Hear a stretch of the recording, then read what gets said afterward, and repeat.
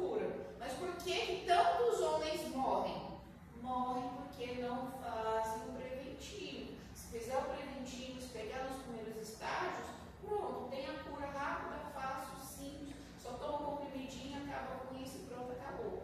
Então, quando a gente fala de Novembro Azul, a gente fala por quê? Porque é o câncer mais comum entre os homens. Olha só. Então, graças a Deus, com a tecnologia, temos menos mortes. Mas são mortes evitáveis, por quê? Porque se tivesse pego no começo, nem essas mortes existiriam. Então, por isso que a gente faz Novembro Azul. É uma doença com alta incidência e com alta quantidade de mortes, porque as pessoas não vão fazer o preventivo e quando chega no médico já está em estágio avançado.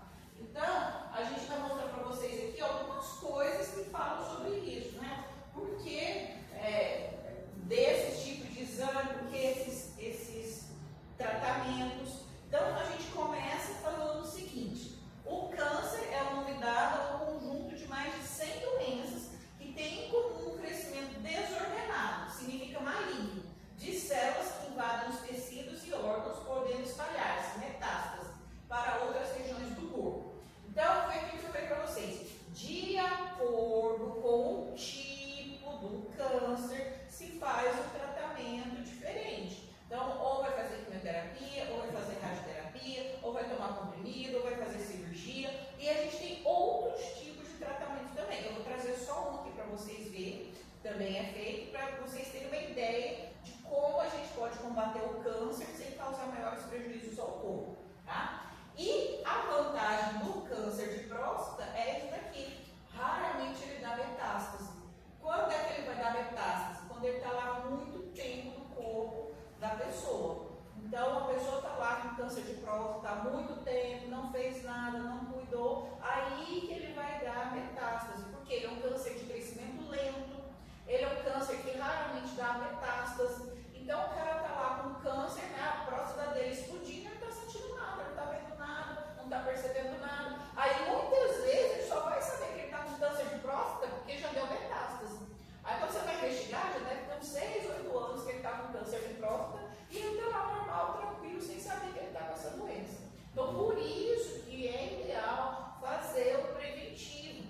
E hoje, o protocolo preventivo, os médicos estão mudando para ver se trazem esses homens para fazer o preventivo. Gente, preventivo é chato, mas nós mulheres, infelizmente, também fazemos um preventivo chato. Então, eu costumo dizer, cada um escolhe o seu. Infelizmente, é difícil. Não é tanto escolha assim, né, gente? Mas eu vou mostrar um pouquinho mais à frente a continuação dessa brincadeira, que não é brincadeira, mas a gente dá umas risadinhas dessa história. Fala. Não manifesta sintoma, normalmente? Manifesta, mas geralmente manifesta quando ele já está no estágio, né, que não é o inicial. O inicial é muito raro apresentar alguma coisa. Então, vamos aqui, e essa escalinha aqui, esse gráfico aqui, depois a gente volta nele. Então, para vocês terem uma ideia, o câncer mais comum entre os homens é o câncer de próstata. Mas por que morre mais com câncer de pulmão? Porque o homem fuma demais. O homem fuma mais do que mulher. Como a gente tem uma proporção, fumou, teve câncer de pulmão. Gente, é difícil. Se fumar, dá câncer de pulmão mesmo. É muito difícil a pessoa, um fumante, não ter um câncer de pulmão. Então a gente costuma dizer, se não fumar, não vai morrer de câncer de pulmão. Então a gente fala que são mortes evitáveis. As 3 maiores causas de morte em homens por câncer são evitáveis. Primeiro lugar, pulmão. Segundo lugar, intestino. Por que desse câncer de intestino? Gente, não é só intestino, tá? O câncer de intestino, de estômago, de fígado e de esôfago, todos eles têm o mesmo ponto em comum. É digestivo, mas quer dizer, não é alimento, é um veneno, mas entra pelo sistema digestivo e faz câncer nesse sistema digestivo inteiro. Então, por que o homem morre muito com câncer de intestino, de estômago, de fígado e de esôfago, porque bebe demais. Então, mais uma morte evitável, ou várias mortes evitáveis, se não beber desse tanto, beber o famoso socialmente, ou nem beber, não tem esse risco. Agora, bebe muito, o que acontece? Onde o álcool vai passando, ele vai dando câncer. Então, dá câncer de esôfago, dá câncer de estômago, dá câncer de fígado e câncer de intestino. Tudo mesmo denominador comum, álcool. Então, tirou o álcool, olha quantos riscos a pessoa diminui. E aí a gente tem o câncer de mama, que é o segundo mais prevalente na população, mas ele pega mais mulheres do que homens. Então, a proporção, diríamos assim, isso aqui é de homem, o resto é de mulher. Então, pega poucos homens, por quê? Por causa da proporção das mamas. A mama da mulher desenvolve, fica maior, fica grande, então ela tem uma probabilidade maior de ter câncer de mama. Como a mama de vocês, homens, ela não desenvolve, ela fica pequenininha, então, pelo tamanho, a probabilidade é muito menor de ter o câncer de mama. Mas temos homens com câncer de mama também. Inclusive, eu tenho um amigo que teve agora recentemente câncer de mama e deu metástase para a pele. Então, olha a diferença. Ele viu um caroço no peito dele, viu que o caroço estava aumentando e foi no médico. Aí era realmente câncer de mama, e aí quando foi fazer a biópsia, viu que já tinha vindo para a pele. Então, para vocês verem, ele mal diagnosticou, mal apareceu o caroço, já deu metástase. Olha a diferença com o câncer de próstata, que demora anos para dar metástase. Então, a gente tem essa vantagem, né, se é que eu posso dizer que é vantagem, com o câncer de próstata. Ele é lento, de crescimento lento, não dá sinal fácil e também não dá metástase fácil. Já outros tipos de câncer, igual o câncer de mama, por que ele mata tanto? Porque ele é um câncer mais agressivo, ele dá mais metástase, ele dá mais problemas realmente. Tá? E aí a gente vem falando, né, do câncer de próstata. E aí a gente tem uma diferença. Olha só que coisa interessante. Está aqui, ó, as mortes com câncer de próstata. Mas elas deveriam ser só isso aqui, porque se os homens fizessem preventivo, ela seria bem menos.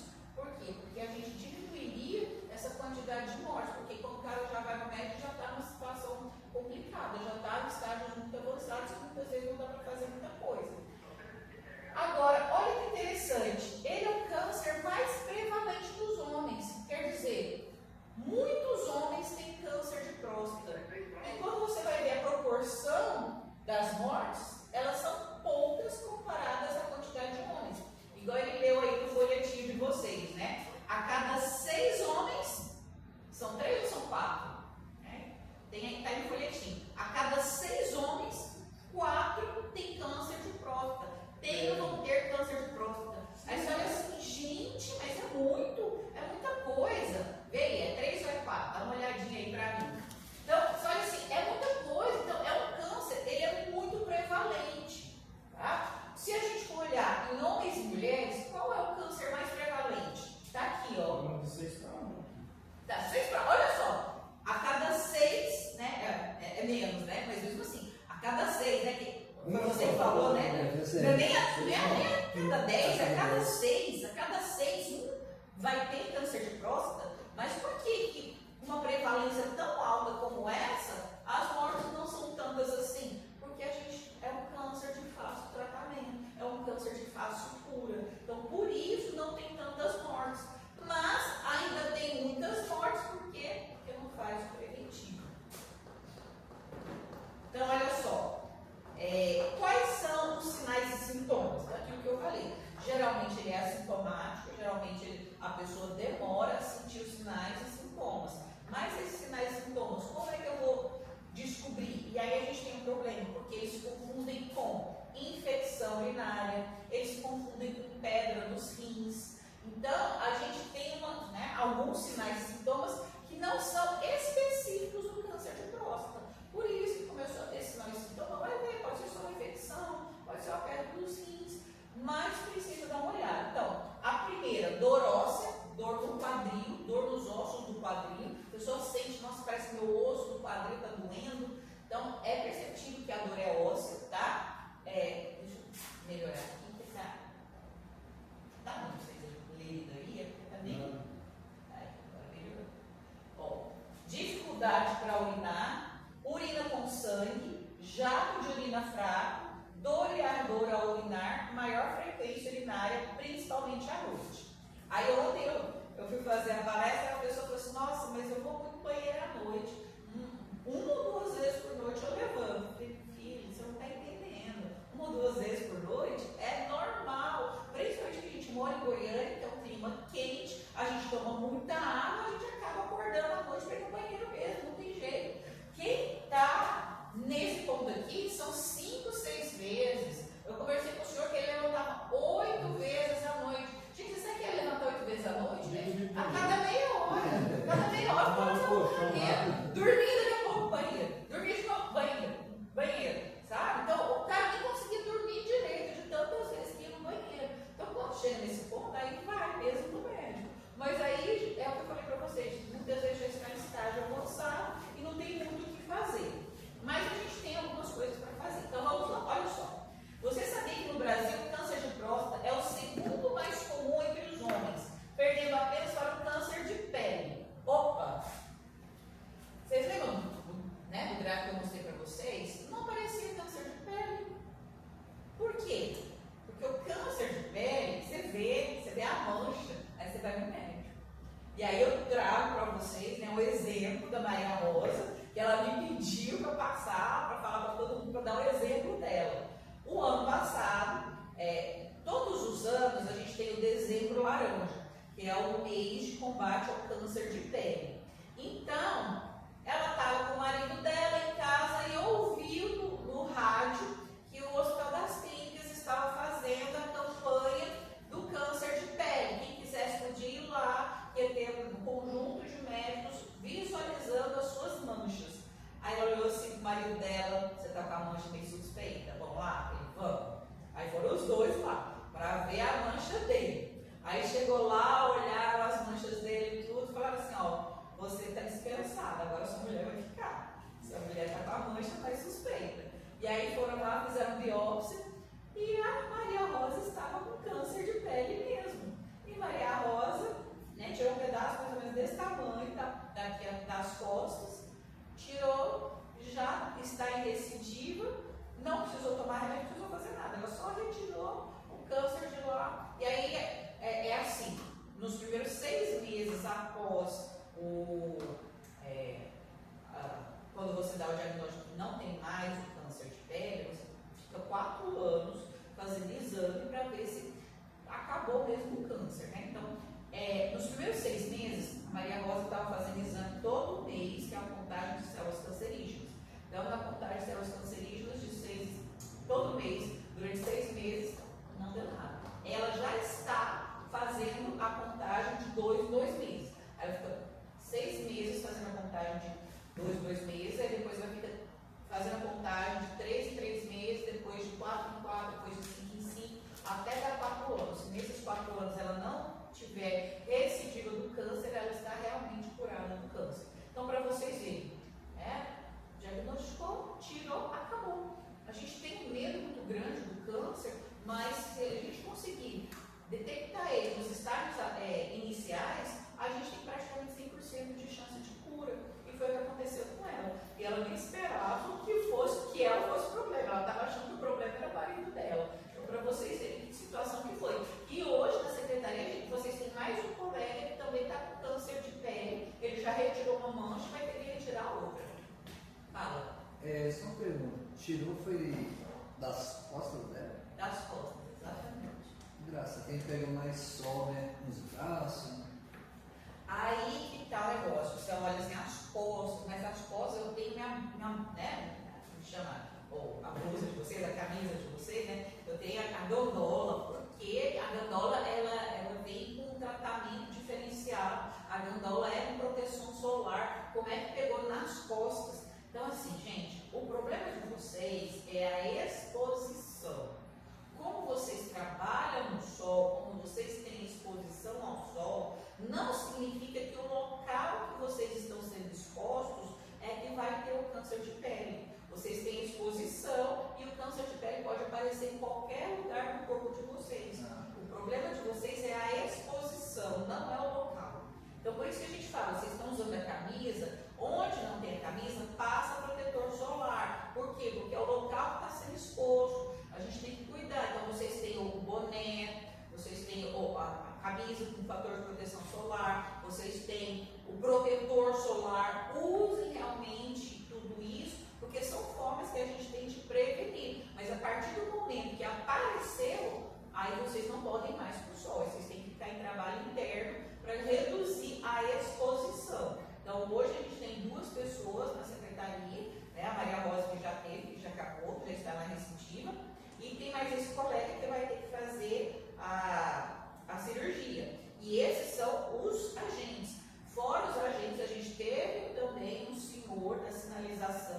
teve câncer de pele, o dele foi aqui na orelha, ele retirou um pedaço da orelha, porque ele estava com câncer de pele na orelha, ninguém nem percebe, porque fizeram a plástica nela, ficou certinho, bonitinho, ninguém nem sabe que ele teve, mas ele também teve que sair da sinalização, que é uma equipe que fica muito tempo no sol também, e foi para dentro, né, está lá na serralheria. Então, assim, a gente faz esse remanejamento, por quê? Porque a gente sabe que essa pessoa não pode mais ter exposição.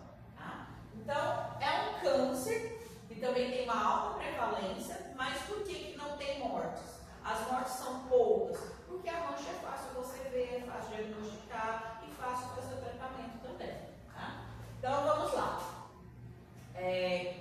Os sintomas mais comuns são cansaço, dores nas costas e incontinência urinária. Tá? Então, a incontinência urinária é um dos principais sintomas do câncer de próstata. Mas o que acontece? Aí a pessoa acha que está com infecção, a pessoa acha que está com pedra nos rins, a pessoa imagina muito que está com problema de próstata. E vocês viram o quanto ele é comum. A cada 6 homens, um pode ter ou um já teve câncer de próstata. Graças a Deus, aquilo que eu falei para vocês. É um câncer de fácil tratamento, fácil diagnóstico, fácil cura. E aí a gente entra aqui em algumas coisas. O objetivo de ajudar a promover a mudança nesse paradigma, por que a gente faz o Novembro Azul? Para a gente mudar isso daí, para a gente diminuir o preconceito, diminuir o medo. Porque a maioria dos homens não quer fazer o tal do exame de toque, né, gente? Mas o exame de toque ele é muito importante. E aí eu costumo dar um exemplo que é o seguinte: faz de conta que esse papelzinho aqui é o intestino. Então o intestino, ele é um tubo, ele é um canudo. E aí o que acontece? Quando o médico vai lá fazer o toque, ele tem que passar o dedo na região que tem a próstata para saber se essa região está lisinha. Se ela estiver lisinha, o cara não tem, quer dizer, né? Ele pode não ter um câncer de próstata. Agora, ele vai lá passar o dedo aqui e aqui atrás está assim. Aí passa o dedo, ele sente uma costela de vaca. Isso você pode fazer tomografia, isso você pode fazer ressonância, isso você pode fazer ultrassom, não vai sair. É lá no dedão mesmo, ele passou o dedo, ele, opa, senti aqui uma costela de vaca. Tem alguma coisa errada nessa próstata, vou pedir biópsia, vou ver o que está acontecendo. E por que é necessário, por que é importante o toque? A gente costuma dizer que o exame, para você falar esse homem não tem o câncer de próstata, ele compõe por 3 exames. Então, o primeiro é o PSA, que é o exame de sangue, que ele vai avisar que tem alguma coisa de errado nessa próstata. Então, alguns cânceres, eles não mostram pelo sangue. Então, mesmo você fazendo PSA, a gente fala que é 30% do exame.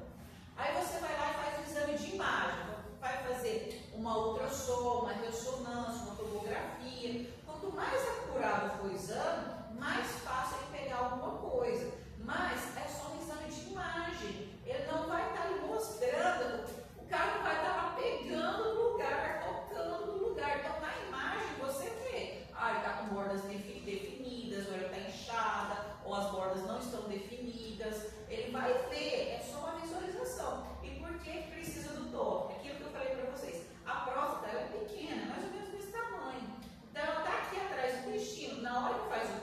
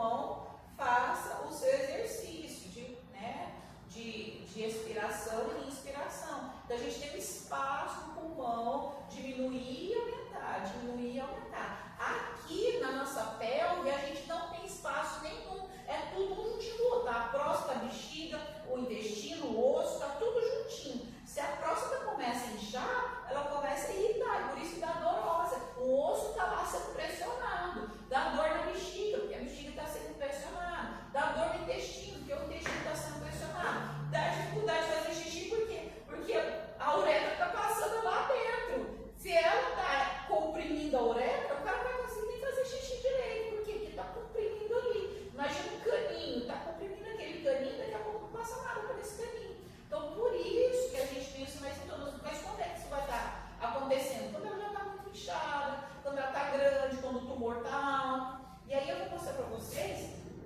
a outra figura que fala sobre isso. Depois eu falo. Então, aqui é outra figura que está falando sobre isso. Então, a gente viu a próstata, aqui, né, a bexiga, a próstata, e aqui já vem a uretra para descer o xixi. Aí aqui a gente vai ver de uma outra forma. Então, aqui está a bexiga, aqui está a uretra, e olha aqui onde está a próstata, em volta da uretra. E aí, se a gente tem um tumor, olha aqui o tumor. Então, está aqui a bexiga, está empurrando a bexiga para cima, o tumor, ele cresceu e empurrou a bexiga. Ele pode empurrar aqui o intestino, ele pode empurrar o osso. Como ele pode também fechar essa passagem aqui. Então, vai dar realmente trabalho para esse homem. E aí, o que acontece? Vai lá fazer a cirurgia? Antigamente, qual era o problema? Deu problema na próstata? Vai lá e tira ela todinha. Hoje, não. Tem um tumor aqui, vai lá e faz a cirurgia e tira só o tumor. Acabou. O homem não tem problema nenhum, só retirou o tumor, não diminuiu nada, a função sexual dele. Agora, se retirar tudo, se retirar a próstata toda, aí não funciona mais. Tá? Então, tirou só um pedacinho, tirou só um pedaço de um câncer, perfeito. Agora, quais são os outros tratamentos que a gente tem hoje? Então, a gente tem hoje a braquiterapia. O que é a braquiterapia? E aqui agora é que eu gosto de brincar, né? Não quer levar dedada, depois leva ferro. Por quê? Porque a braquiterapia é uma placa que ele vai introduzir pelo ânus e vai colocar dentro da próstata sementes radioativas. Essas sementes radioativas vão estar matando o câncer de dentro para fora. Então, olha só. Aqui eu tenho, de novo, para vocês entenderem, aqui é a bexiga, aqui é o osso, aqui é o intestino e aqui está a próstata. E aqui está, né, a uretra. Então, essa próstata aqui está normal, está no tamanho dela certinho. Já essa daqui está com câncer de próstata. Então, ela está inchada, está cheia de pontos de câncer. E aí, o que acontece? Eles vão lá com essas sementes radioativas, colocam essas sementes radioativas dentro da próstata e essas sementes vão estar matando o câncer de dentro para fora. Aí, esse homem tem que tomar alguns cuidados. Ele não pode chegar perto de mulher gestante, de bebê recém-nascido, de idosos. Então, ele vai ficar mais dentro de casa, né? Diminuir a interação dele com as pessoas dentro de casa, porque a radiação dele está ali matando o câncer, mas ela chega também às outras pessoas por perto. Então, a gente fala, durante esses dias, evita ficar abraçando as pessoas, né? Fica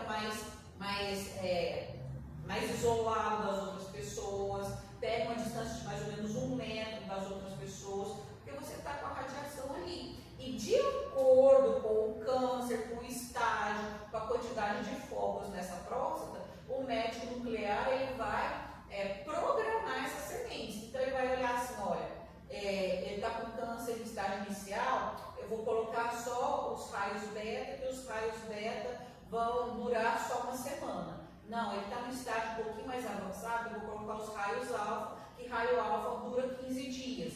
Ah, não, vou colocar raio ômega porque vai ficar 1 mês. Então, de acordo com a necessidade, de acordo com a situação, ele vai programar essa semente. E aí, depois que acaba a radiação toda, a próstata mesmo joga fora através da urina. Então, essas sementes vão sendo todas expulsas da próstata, né, de acordo com o tempo, e elas têm uma duração dessa radiação. Então, hoje a gente tem tecnologia suficiente para preservar a próstata, para matar o câncer e a pessoa voltar a trabalhar normalmente, que é a vida dele normal. Então, quando a gente faz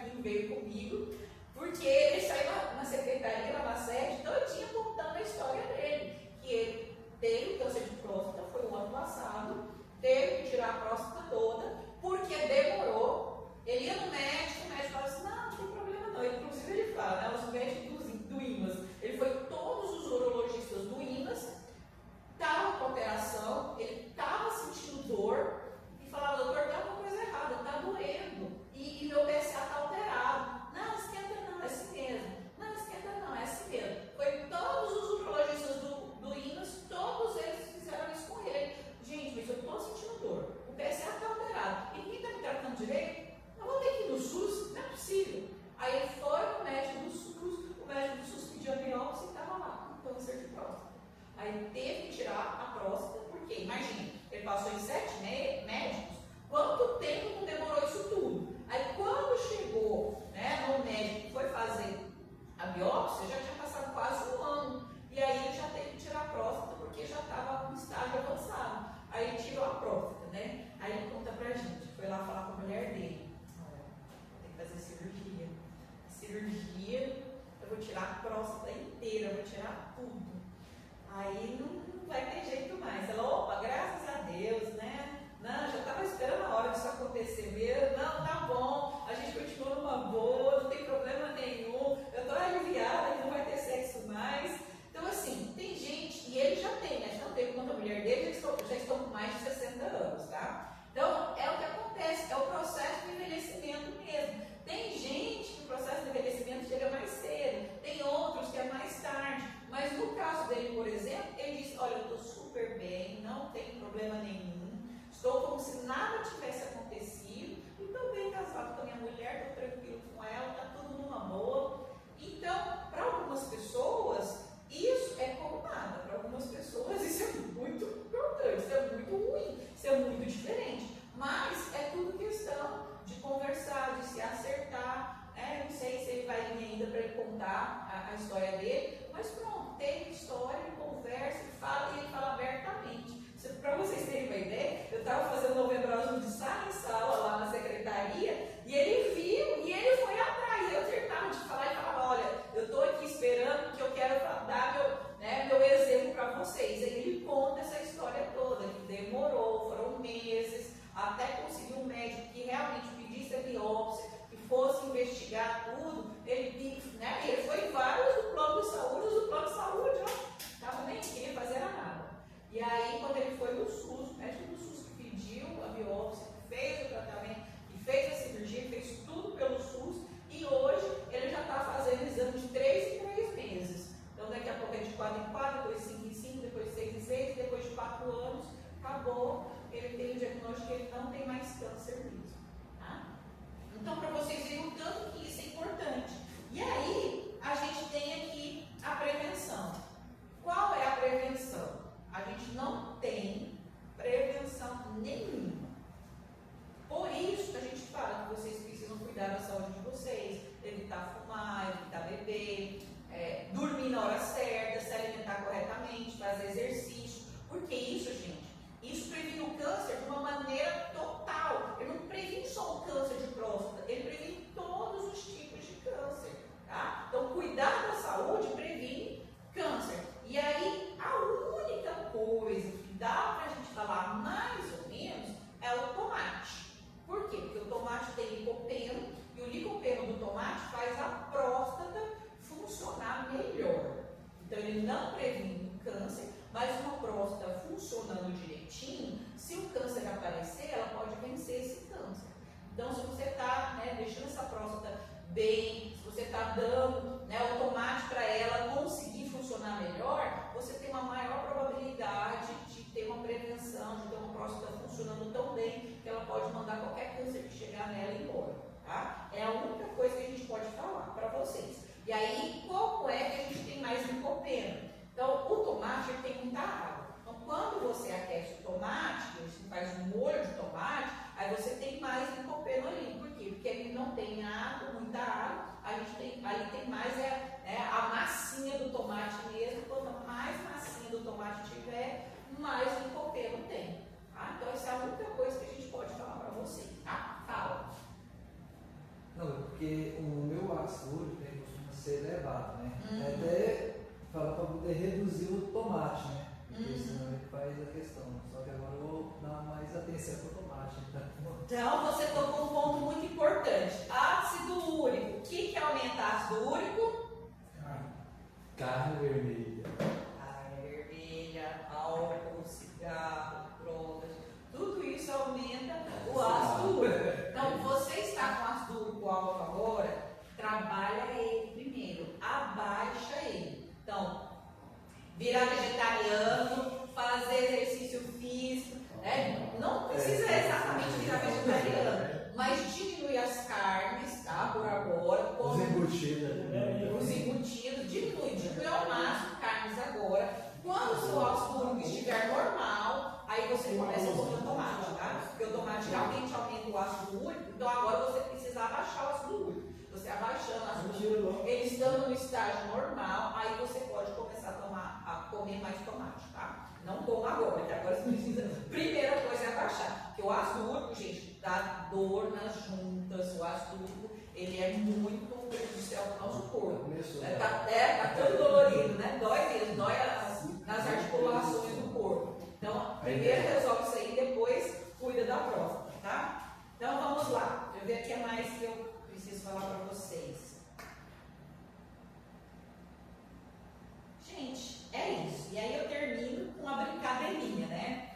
Quem não quer a dedada, depois leva ferro. Então, eu falo, gente, melhor levar a dedada do que levar ferro depois.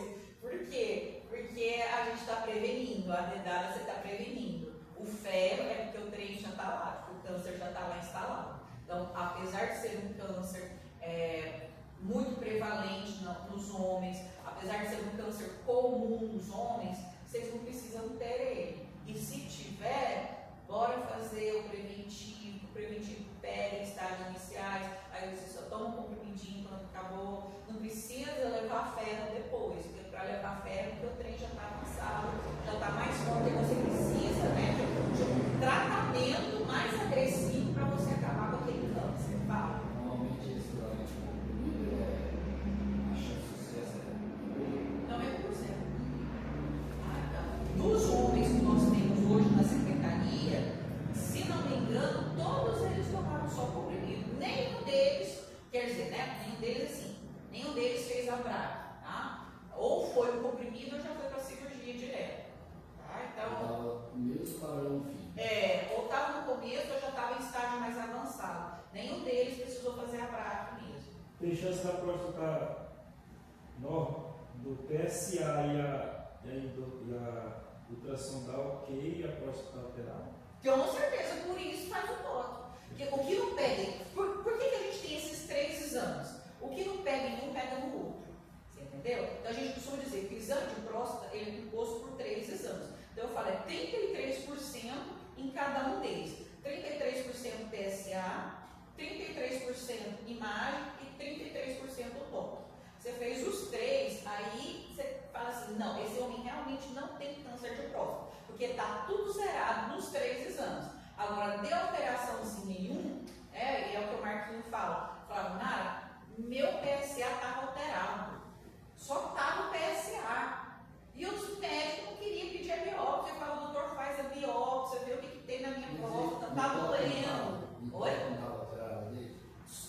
Só o PSA estava alterado. Agora. No toque, o médico não sentia nada. Nada. No toque, nada, na imagem, nada. Aí os médicos não queriam fazer nada, porque é só o PSA alterado. Eu achava que o toque era definitivo, assim. Não, todos eles. Então corre isso ainda de não.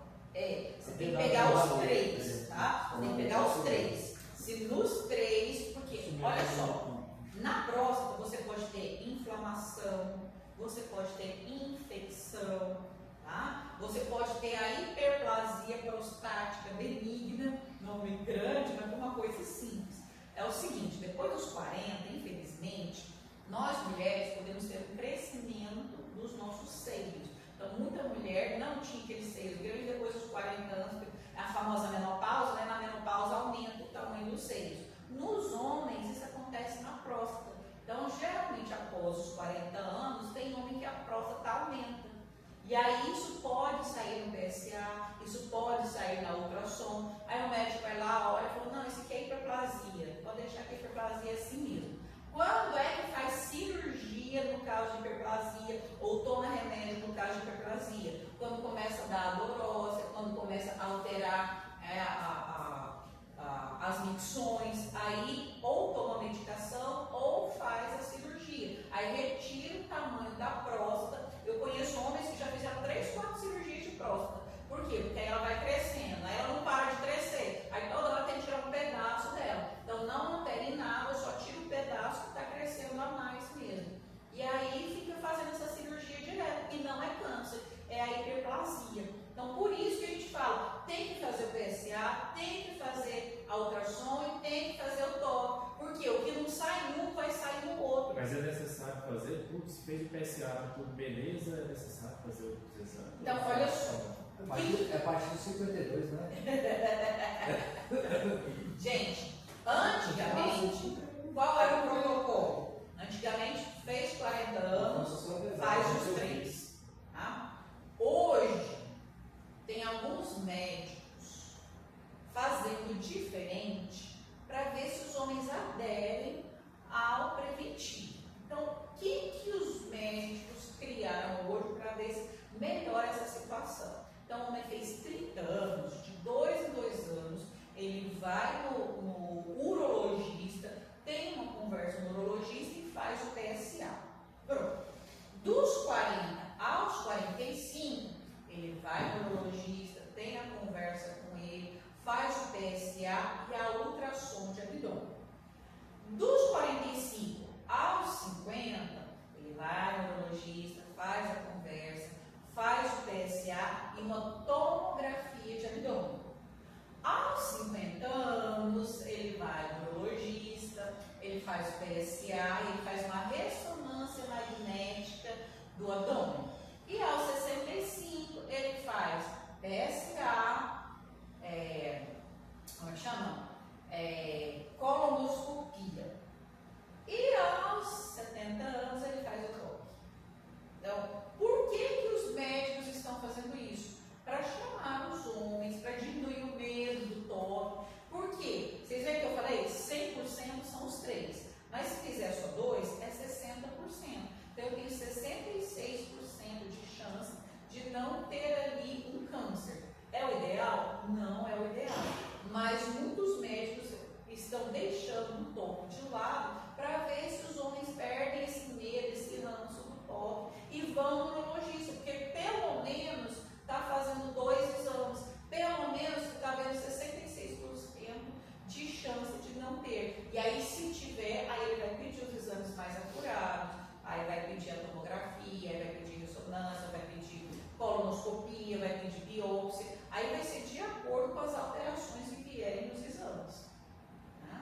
Então, a gente está tendo hoje várias outras coisas para ver se diminui o preconceito, se diminui essa problemática toda, para ver se a gente consegue que mais homens façam visitas ao urologista e que a gente faça a prevenção. Nem que seja uma prevenção capenga, mas pelo menos está fazendo a prevenção. Tá? Pegando pelo menos um pouco dos problemas, o que dá para pegar com esses exames todos. Por isso que eu falo, a ida no urologista é importante, ele vai conversar com ele vai explicar. Se ele conseguir convencer o cara a fazer o toque, ele faz o toque. Se não conseguir, faz pelo menos o PSA, a imagem, e aí a gente torce para que não dê problema nenhum se tem alguma coisa ali dentro. Tá? Se usasse a anestesia da endoscopia, todo mundo ia. Pois é, né? Então vamos falar aqui uma coisa que não é assim. Eu tenho até medo de falar isso, porque antes eu falava e aí vieram me contar uma história que eu não gostei. E aí eu parei de falar, sabe? Mas como você falou, eu vou contar para você. Muitos médicos, eles vão lá e eles pedem a colonoscopia já com 40 anos. Deu 40 anos, ele já pede a colonoscopia. Por quê? Porque na colonoscopia, todo médico que faz colonoscopia, ele tem obrigação de fazer o toque. E aí, para vocês terem uma ideia, né? A Ana Maria Braga foi fazer uma colonoscopia, porque ela estava tendo muita prisão de ventre, e o médico foi fazer a colonoscopia dela. No toque, ele viu que ela estava com câncer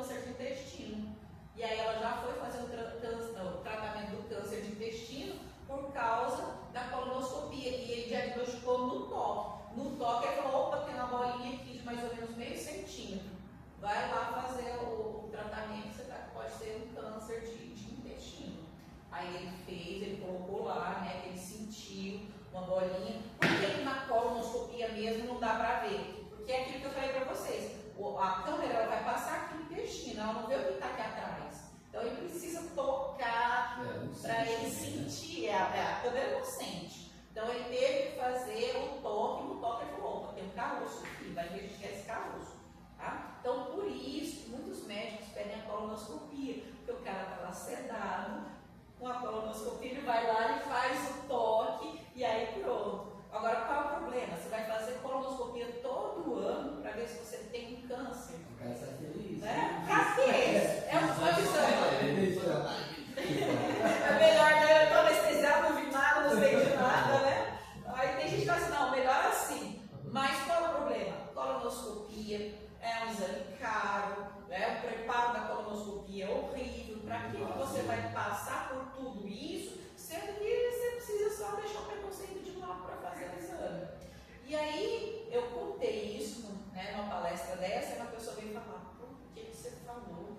Fulano tem o maior preconceito com isso. Você falou isso, ele falou que nunca mais vai fazer colonoscopia na vida dele.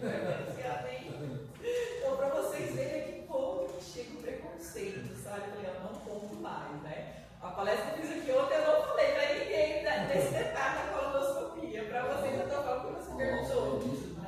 Então, a gente tem Então, o cara está lá sedado, é obrigação do médico estar fazendo a colonoscopia, fazer a palpação desse intestino. Quando vocês vão no urologista, o urologista só vai palpar a próstata.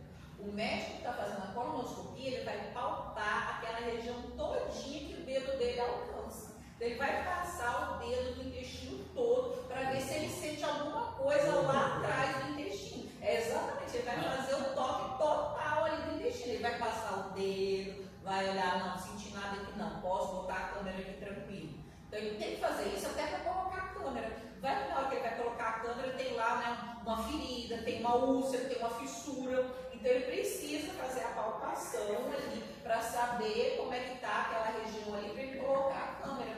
Então ele vai colocar a câmera e ele vai visualizando toda aquela região ali. Então por isso que a gente fala que o exame precisa ser completo, precisa ter os 3, porque ele pode pegar alguma coisa na palpação, ele pode pegar alguma coisa no exame de toque. E é o que eu falei, graças a Deus, o urologista, o toque é só no lugarzinho da próstata, ele não vai dar a volta lá tudo lá, ele vai lá, só no lugarzinho da próstata, toca lá e acabou. Na colonoscopia não, na colonoscopia ele faz o toque total, né, daquela parte do reto, aquela parte, né, bem após o ânus mesmo, ele faz o toque em tudo e aí sim que ele coloca a câmera para não dar maiores problemas, para não dar maiores problemas. Esses dias uma pessoa veio me falar que fulano morreu porque na colonoscopia perfurou o intestino. Então assim, mesmo ele fazendo toque lá na região para ver como é que estava, muitas vezes na hora que ele vai colocar a câmera, esse intestino está tão fraco que a hora que colocou a câmera, encostou ali, já rasgou tudo e aí a coisa complica. Então, para vocês verem, né, é um exame também, é o que eu falei, ó, olha o risco da colonoscopia, você vai correr esse risco, sendo que não precisa. Então, por isso que a gente avalia, por isso que a conversa com o urologista é muito importante. Na conversa, ele vai estar avaliando todas essas coisas. Será que o intestino dele é bom? O intestino dele é forte? Eu posso pedir uma colonoscopia? Não posso? Durante a conversa, ele vai conversar um monte de coisa, mas nesse monte de coisa que ele está conversando, ele já está avaliando qual exame que ele vai pedir, o que pode aparecer, o que pode acontecer nisso tudo. Por isso que estão falando, né, que estão fazendo a visita ao urologista de 2 em 2 anos, dos 30 aos 40, que é para o urologista já ir começando a fazer histórico de saúde desse homem, para começar a saber o que ele pode suspeitar ou não, o que ele pode prevenir ou não. Então,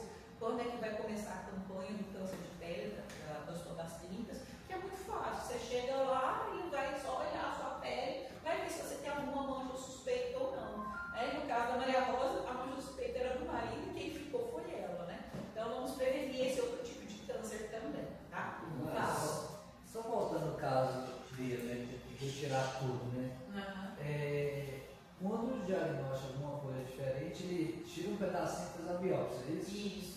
Nem com D7 teve a curiosidade de me arrancar um pedacinho e fazer essa biópsia. Você acredita? Nenhum deles. Nossa, que Foi. é isso? Você falou a questão desse caso também, que ele passou eu fiquei pensando. E quantas pessoas passam por isso? Como é que funciona o SUS? É fácil?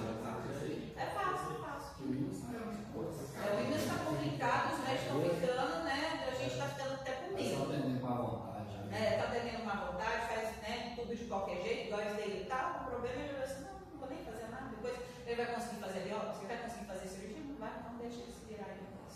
Então, infelizmente, a gente está tendo esse problema, essa falta de interesse. No SUS, ele chegou no médico do SUS, conversou, o médico pediu a biópsia e já viu que era câncer mesmo e já foi fazendo tudo pelo SUS. Então, como que é né, fazer consulta pelo SUS? Liga no 0800, marca consulta com o clínico geral, aí vai no clínico geral, conta tudo isso, o clínico geral vai pedir os exames e já vai fazer o encaminhamento para o urologista. E aí você pega o encaminhamento para o urologista, você já chega no urologista com os exames todos feitos. Aí você vai lá no urologista e já mostra tudo isso. Tá? Então, faz realmente, no SUS não é tão fácil assim, porque né, você vai para o 0800, aí marca, aí vai no clínico geral, o clínico geral pede os exames, até sair os exames, até fazer os exames, até você ir no urologista, você já andou um pouquinho, mas mesmo assim ainda funciona, graças a Deus ainda funciona. Eu costumo dizer que o SUS está sucateado, mas ele não está falido. E essa frase é do Adib Jatene. O Adib Jatene, ele foi ministro da Saúde há 20 anos atrás. Eu costumo dizer que essa frase dele continua atual há 20 anos. O SUS sempre capenga, sempre sucateado, mas a gente consegue resolver muita coisa no SUS ainda. Tá rodando. Tá rodando, exatamente. Capenga, sucateado, mas tá rodando. Tá